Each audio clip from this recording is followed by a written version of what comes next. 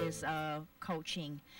He is an executive and leadership coach to successful executives who seek more satisfaction and balance in their lives. I like that.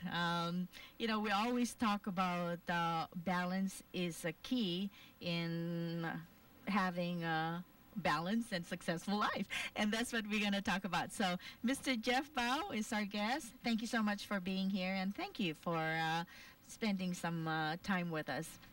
Welcome. Thank you, Amy. Thank you for having me today. Okay, so before we go into the secrets, unlocking the secrets to a successful life, can you tell us a little bit about Mr. Jeff Bao, and where did you grow up, and what is a typical day being around you? Oh, sure. I'm just a normal guy who grew up on Oahu, Hawaii, Right. and excited to be around Tiny, who's the star we've seen, all out throughout the years and being interviewed by you. I had an opportunity to have fun when Hawaii was, early back in the 60s, 70s, 80s, and just enjoying what Hawaii is all about. Then I had a chance to move to the Big Island. It's always been a dream to live on the Big Island and just be able to enjoy what that island has to offer. I also had an opportunity to move to Washington for 3 years, and then I'm back in Hawaii, back to the roots. Can't stay away from Kona Gold. They often refer to Kona as Kona Gold. Have you discovered what Kona Gold is all about? I mean, I want to know. Well, I can't mention that on the radio and TV, so no. Okay, that's another gold. No, I'm just joking. It's not the gold that you find underneath the rainbow with a pot of gold. Yeah? No. But, I think the gold part is, although they call it Kona Gold, there's also Maui Gold. I think it's just the love of the people.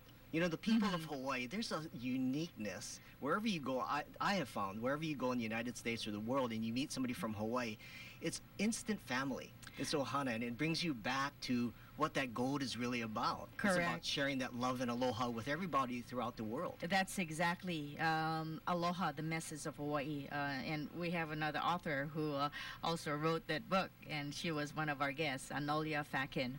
But going back to when we meet people from all over the world, I know you do a lot of traveling. Yes. And when they hear that you are from Hawaii, it's almost like a magnet. They want to be around you. They want to know about Hawaii. But most importantly now, they want to know about your secret. This wonderful book, which I have been gifted, and Tiny, you also have a copy of that. So please tell us about this wonderful book, Stop Thinking, Start Believing. So how did you get started writing this book, and what was your inspiration?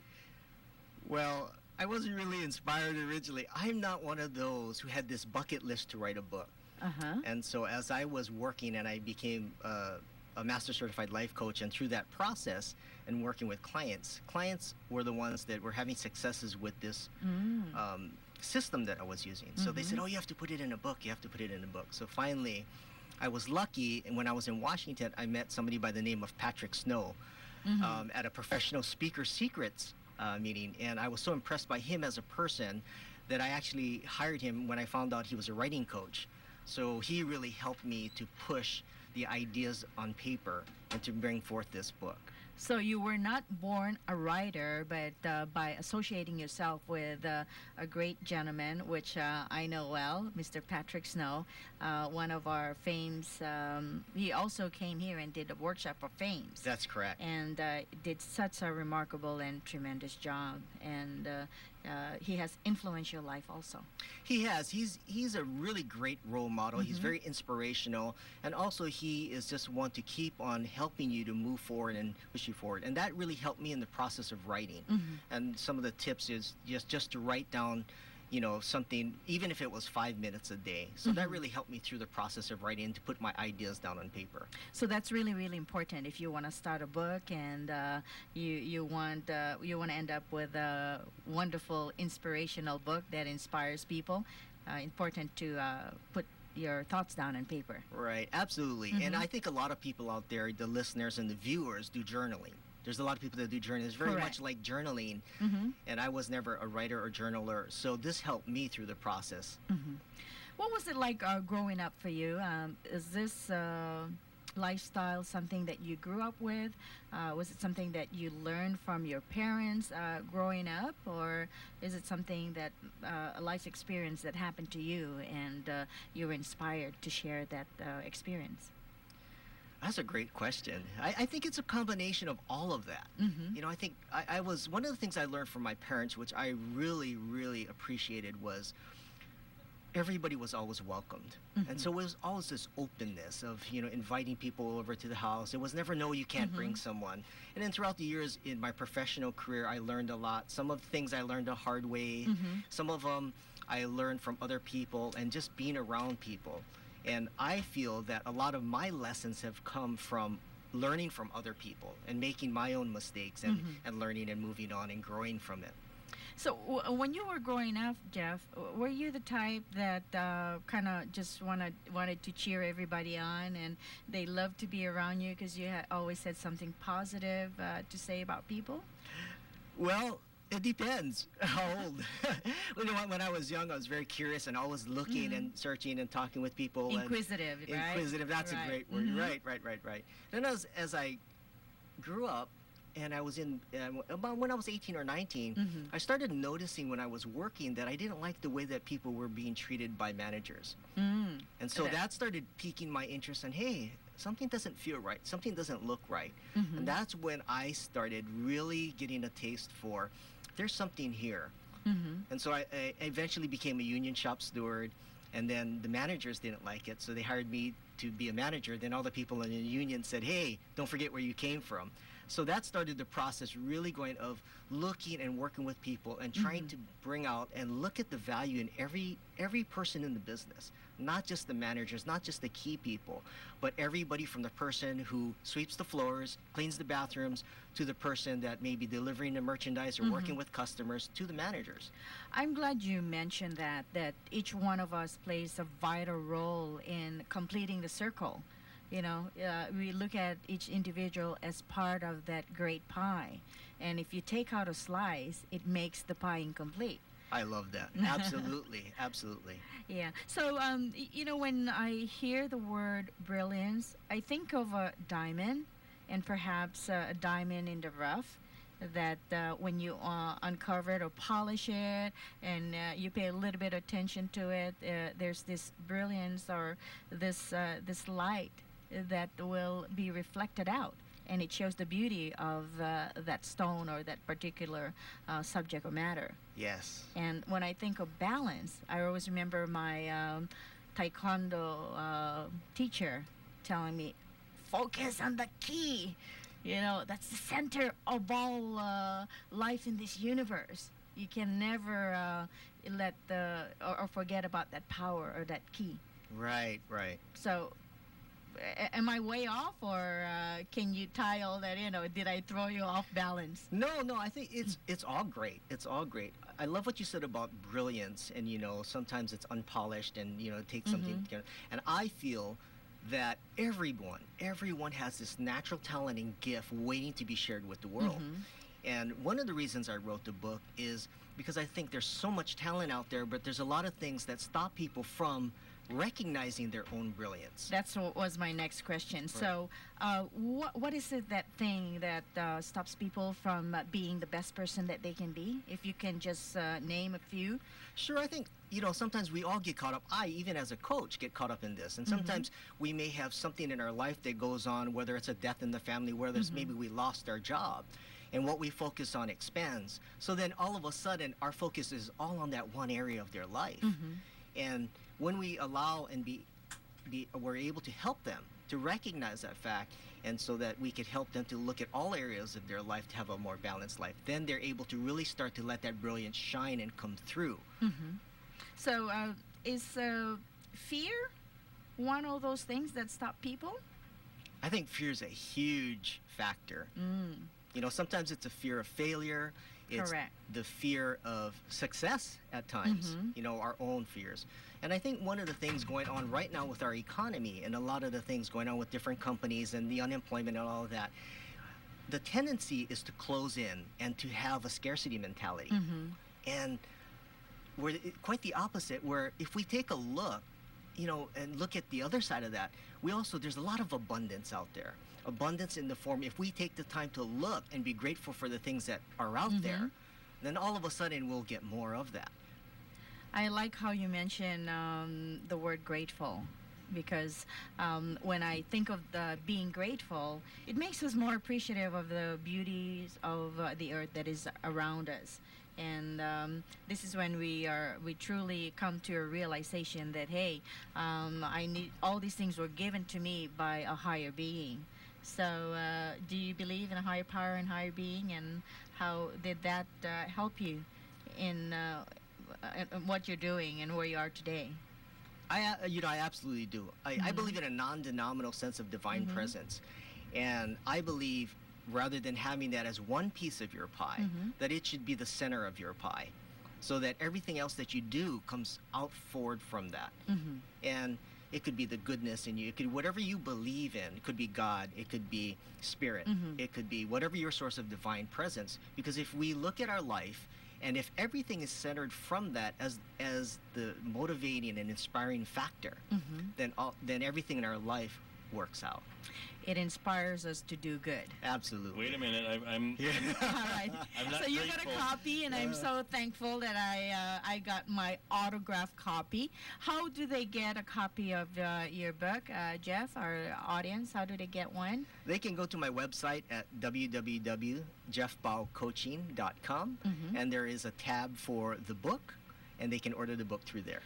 A lot of us want to buy things on impulse. So could they buy it locally? Is there somebody that carries it, or could they contact you and maybe they want to meet you and schedule a personal life coaching Look with at you? that good-looking perhaps? guy there. Yeah. They sure can. They can contact me, and they can call me at 360-929-3854. Could we repeat that number again? Sure, it's 360-929-3854. Okay. If they go to the website, that's a guaranteed way of getting an autographed copy. Oh, all right. Of course, if they meet me in person, then they can also get an autographed copy. Correct. And I have to plug this in. You will be at our Fames event tomorrow night, correct? That's correct. Yes. Would you have some copy of your autograph book then? I will not, but one of the things that You can take orders. Yes, I can take orders, but also I'm donating as a benefit. Yes. Something to Fame. So I was going to get to that too. if they want to find out what it is, please join us at the 7th annual Fame's fundraising gala. That's right. It will be on auction, your donation. So we will fight for that opportunity to be coached by you and learn some of these techniques and skills that make people successful in their field. I'm a little bummed I don't see any pictures in here. I have a hard time reading if there's no You're just like me. Everything have visual, to yes. come into action. I do have a couple of cartoons in there. I did see it. Yeah. And there's some, see, I like this one, there's gaps. You got to fill in so you don't have to read so much.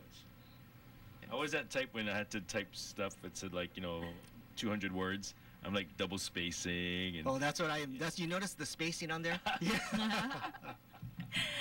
Well, let's continue our conversation so we can benefit more about this wonderful Let me just remind coach. people real quick, we're streaming live on the web on OC16.tv. We're on Yes. OC16 Oceanic Time Warner Cable and K108 KWAI in Honolulu. A phone call. You're on. All right. Emmy is our host for Hi, this segment. folks. Good morning. Good morning. That guy looks like Guy Hoggy. Hoggy's brother. Are you related to Mr. Guy Hoggy, one of our TV anchors? No, I'm not. Other man. No, I'm not. Oh, that's a good book you have. Well, thank you. I appreciate that. Okay. Thank you very much for all your information, Amy. Thank you so much for calling. We really appreciate you all following us and recognize that familiar voice. Thank you so much, sister, for calling in. Yes. So we encourage you all to be inspired. Get a copy of this wonderful book, Stop Thinking, Start Believing. Now, my next question, Jeff, is thinking bad then? You know? I think thinking is a great thing. It's when we start to overthink. When we start to overthink and we get caught up in our own thoughts of I'm not good enough. I didn't finish college. I didn't do this, or I should have, or I would have, or I could have. That's when it starts to becoming non-productive. And Well, thank you for explaining that. So when we start believing, I know that when I believe in something, I start acting on it, and I want to do it. I want to get it done and accomplish it. right. Is that how this title, Stop Thinking, Start Believing, and just like Nike, just do it. Yeah, that's a great thing that you just mentioned. Action is one of the most important steps. If you think about, a lot of times I would be sitting at home and looking at something on TV and going, and I'm sure a lot of listeners or viewers out there might have had that same experience and thinking, oh, I had that idea a long time ago. Right. But then somebody else did it. Because you didn't act on it. Exactly, Yeah. exactly. And Then you go and say, oh, he stole my idea. That was my thought to begin with. Exactly. Because, one of the examples I use a lot of times is if you think about fried chicken and you think of Colonel Sanders Right. and you think of how many fried chicken recipes are out there. There's tons of great fried chicken recipes out there. But Colonel Sanders took the time to He take acted on He it. acted. He took those steps to make that happen. Yeah. I remember having a favorite recipe. I mean, we've been cooking fried chicken for a long time. Right, right, And the right. Orientals have such great recipes, Of course, the Filipinos got fried chicken. Yeah. The Korean have their own version of Korean fried chicken. The Japanese, of course, yakitori and all of those good stuff. And Chinese is what? What's the secret? Something wrong. Yeah. Cold ginger chicken. Oh, Cold ginger chicken. That's Yeah. a good My one. Yeah. favorite, in case anybody's watching. That's Yeah. it. It's not quite fried chicken, Tiny, but that melt in your mouth cold Yes. ginger Oh, chicken. that's good. Yeah. Yeah. Oh, I think we're going to go have some in a little while. So Jeff, I totally understand what you're talking about, because in even this field in Emmy and media, that like if you got your radio show and then people will say, oh, I had that idea before. Same thing. Exactly. And I Yeah. tell them you should just do it. Right? Yeah. What is that? Nike had that term, just do Right. it. Just do Right. it, Right. yeah. That's why it's really, really important to put it into action and, let it materialize rather than just letting it sit on the shelf. Then somebody comes up with the idea and you'll lose out. Exactly. Yeah. And Tiny is a great example. He's a great example of someone who took an idea and turned it into a business. And something that he Yeah. loves doing. If you just watch him on TV, he goes to these different places and then you go, wow, he gets to eat food too. But you know what? I wasn't the first guy. People always ask me where I got the idea from, and I tell people, I watched even like Filipino Fiesta, Oh, and, right, and even Bulaia walked around, and Hawaiian Moving Company. My show is a little bit of everything, but you know what mostly is Channel 2 News at the end. You know when they do this? The Oh, shaka. yeah. That's my show. I'm just showing people. And the more people you show, the more they watch and call their friends and tell them to watch and tell their family to watch, right? Yeah. And so it's not like some big invention, but I mentioned that because someone had told me that there was another person that is on stage, and he said, "Oh, that was my idea to walk around and shoot stuff." I'm like, "Well, you should have done it. Don't get mad at me, Always enterprising and Free networking, country, yeah? right? That's right. Well, And there'll be more stuff coming in, and there'll be someone who writes a new book called, Stop Thinking and Start Believing Some More, right? Right. there's always room for expansion. But I wanted to lead you to my next question, and probably the most important. With all the turmoils and all of this gloom and doom that's happening around us, how could we take some of these great principles that you have in your book and apply it to better our country? Inspire our politicians to do good so that they will take our country back to where we were, strong and thriving, and help the economy flourish, where people don't have to be destitute and lose hope for our country. Well, I think the first thing they could do is buy a copy for everyone they know of the book and pass it around. That's action. Yes. I think it all starts with the individuals. You know, it all starts within individuals and making changes within ourselves and looking at what we can do to make a positive difference in our own lives and with the people around us in our immediate vicinity wherever we are. You know, if you look at all this Occupy, look at the grassroots effort going on now, and you know it can done all the things happening with our economy, like you said. You know, and all the media and all the different it gives us this feeling where we're closing in and we you know we're getting tight and we don't want to do this and we don't want to do that, where really this is a great time to look and expand. And I don't mean foolishly expanding by spending money that you don't have, but it's a great time even for businesses and individuals to look within and say, okay, this is where we are right now at this time and place. How do we move forward? So how do we create this dream and this vision of where we want to be? And rather than going backwards and saying our past, oh, this happened or whatever it was, or I was successful before, you know, if we could leave that behind and use that as experience for us and to propel us to move forward, when we create this ideal life for a business or individual, it gives us hope. It gives us inspiration. And we start to move forward. And every day, if we can take a look at what we can do to move one step closer, even if it's something really small. And so if we can do what I call chunking down, so in other words, we take that large vision and break it down to smaller steps. Pieces, yes. Yeah, it's very much like when you have a fireplace, or here in Hawaii, if you're making barbecue, right, and you use keawe wood, right? Usually we wouldn't start with a big log. We would start with small kindling, or we would start with something, newspaper. We would light so it's easy to light, and then we would start to add smaller twigs and sticks, and then we would add the big logs. It's the same thing when we grow this vision. So if we can break it down to its smallest, or what we would call the kindling, then as we get that and we accomplish that, we go, oh, that's not too bad. Then it's doable. It's doable. Yes. And then maybe I can add a bigger piece. I could do a little bit more. And we start to build confidence within. And with that confidence, you know, all of a sudden, we start to grow and all the possibilities start to come forward. I think that's one of the biggest fear also, is that how do I go about starting? How do I do it? Because they look at that big chunk and it's such a massive project that we forget to just start from the basic and start with, how we started walking or talking. Right, you know, right. One step at a time, but it is most important is to take that first step. Yes. Just do it and start believing. Exactly. You know, I think if you remember, do you remember when you were a child, all these dreams that you had, what I you had wanted many, to be? many dreams. Right, Yeah. right. And then, you know, maybe as we grew older, or as you grew older, you know, different things happened along the way. And then our everyday life, maybe you get married and you have children, and so we start to our focus changes a little. I think it's getting back to the dreaming. Getting back to just exploring all the possibilities that are out there. Well, you asked me about how I dreamt a lot of things when I was a little girl. As a matter of fact, I wanted to share that I grew up in a most impoverished place in the Philippines.